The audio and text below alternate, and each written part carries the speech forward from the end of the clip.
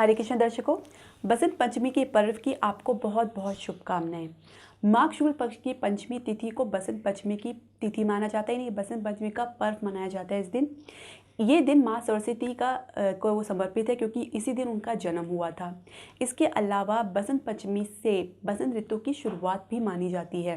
तो ये काफ़ी दिव्य दिन है, काफ़ी बहुत ही महत्वपूर्ण दिन है हमारे हिंदू त्योहारों में। माँ सरस्वती ज्ञान की देवी हैं और दूसरी तरफ इनकी आराधना करके माँ सरस्वती को प्रसन्न करके न सिर्फ ज्ञान की प्राप्ति भी की जा सकती है, बल्कि बुद्धि की देवी भी हैं, वाणी की अधीश्वरी हैं। तो इसलिए इनको प्रसन्न करना नितांत आवश्यक हो जाता है। दर्शकों, वैसे पंचांग के अनुसार पंचमी तिथि 25 जनवरी को 12:34 से ही प्रारंभ हो जाएगी, लेकिन हिंदू मान्यता के अनुसार हमारा जो भी पर्व है या त्यौहार है वो उदय तिथि से ही माना जाता है। तो कहेंगे इस बार जो बसंत पंचमी है वो 26 जनवरी को ही है और उस दिन हमारा गणतंत्र दिवस भी है। तो क्या ऐसा उपाय करें कि जिससे माँ सरस्वती प्रसन्न हो। खासकर विद्यार्थी लोग माँ सरस्वती की पूजा ज़रूर करें। अगर आप कोई आर्टिस्ट है, लेखन है या चित्रकार है या आप कोई भी म्यूजिशियन है, तो आपको भी माँ सरस्वती की वंदना ज़रूर करनी चाहिए, उनसे आशीर्वाद प्राप्त करना चाहिए, सफलता का आशीर्वाद आपको प्राप्त करना चाहिए। तो कुछ मैं ऐसे उपाय आपको बताऊंगी जिससे आप करके माँ सरस्वती को प्रसन्न कर सकते हैं, उनका आशीर्वाद प्राप्त कर सकते हैं। तो उस दिन आपको क्या क्या करना चाहिए हम आपको इस वीडियो में बताएंगे। तो सबसे पहले हम जान लेते हैं कि पूजा की विधि क्या है। उस दिन आपको स्नान करके यानी सुबह स्नान करके आपको श्वेत वस्त्र यानी सफ़ेद वस्त्र या पीले वस्त्र आपको धारण करने चाहिए। इसके अलावा माँ सरस्वती के चित्र या कोई मूर्ति है उनको अच्छी जगह, साफ़ सुथरी जगह पे रखें, पूजा के स्थल पे रखें, उसको गंगा जल से छिड़कें। उसके अलावा उसको अक्षत और जो है आपका फूल है उनको अर्पित करें। इसके अलावा उनको जो धूप दीप नैवेद्य जो आप चढ़ाना चाहो आप चढ़ा सकते हैं। नैवेद्य में आप उनको पीला जो है भोग वो ही लगाना चाहिए, पीला मीठे का भोग लगाना चाहिए, जैसे पीला चावल, मीठा चावल हो गया या पीला हलवा हो गया, इस तरह का भोग हमको ज़रूर अर्पित करें। साथ ही उनकी जो मंत्र है ओम सरस्वती दिव्य नमः का 108 बार जाप करेंगे, ज़रूर करें। हो सके तो इसको नित्य करें, इससे आपके ज्ञान में तो वृद्धि होगी, बुद्धि का भी विकास होगा, साथ ही आपको चौतरफा सफलता भी प्राप्त होगी। यानी अगर माँ सरस्वती देवी को आप प्रसन्न कर लेंगे तो आपको सफलता मिलनी निश्चित है। लेकिन कोई भी पूजा पाठ श्रद्धा और विश्वास और धैर्य के साथ हो तभी वो सफल होता है। इसके बाद माँ सरस्वती से वंदना करें, उनसे आशीर्वाद प्राप्त करें, साथ ही अपनी हुई कोई भी त्रुटियों या गलतियों की उनसे क्षमा करें और साथ में उनसे प्रसन्न होने के लिए कहें और उनको आशीर्वाद के लिए उनसे सफलता और ज्ञान और बुद्धि और विद्या मांगे तो क्यों नहीं प्राप्त होगा, अगर आप श्रद्धा विश्वास के साथ करेंगे। साथ ही बसंत पंचमी का दिन अत्यंत ही शुभ दिन है।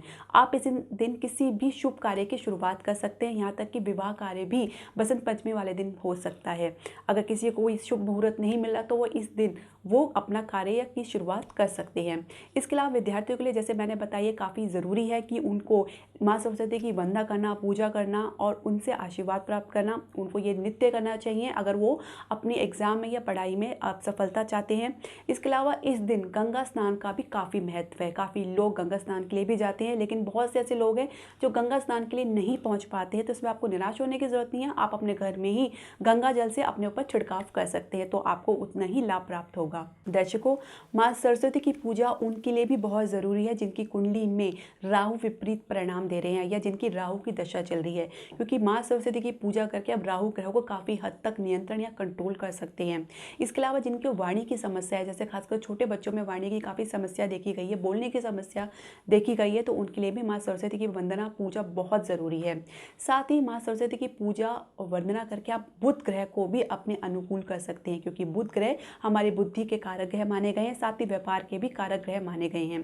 दर्शकों, माँ सरस्वती की पूजा करने से माँ सरस्वती ही नहीं बल्कि माँ काली और माँ लक्ष्मी भी प्रसन्न होती है। तो ये तीनों देवियों की प्रसन्नता प्राप्त करनी हो तो माँ सरस्वती की पूजा अर्चना अवश्य करें। साथ ही अगर आप चाहते हैं कि आपके व्यापार में वृद्धि हो, लाभ प्राप्त हो, तो आपको भी सरस्वती की वंदना करना नितांत आवश्यक है।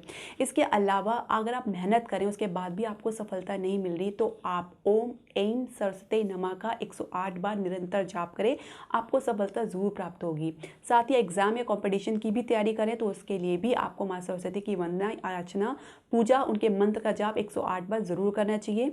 आप अपने घर में उनके चित्र लगाएं, उनके सामने आप वंदना करें, उनसे आशीर्वाद प्राप्त करें और उनसे ज्ञान का आशीर्वाद प्राप्त करें, क्योंकि ज्ञान है तो सब कुछ है। दर्शकों, आपके जो भी प्रश्न या सुझाव या सजेशन है आप हमारे कमेंट बॉक्स में ज़रूर डालें। इसके अलावा आप हमारे चैनल को लाइक, शेयर और सब्सक्राइब ज़रूर करें। हरे कृष्णा।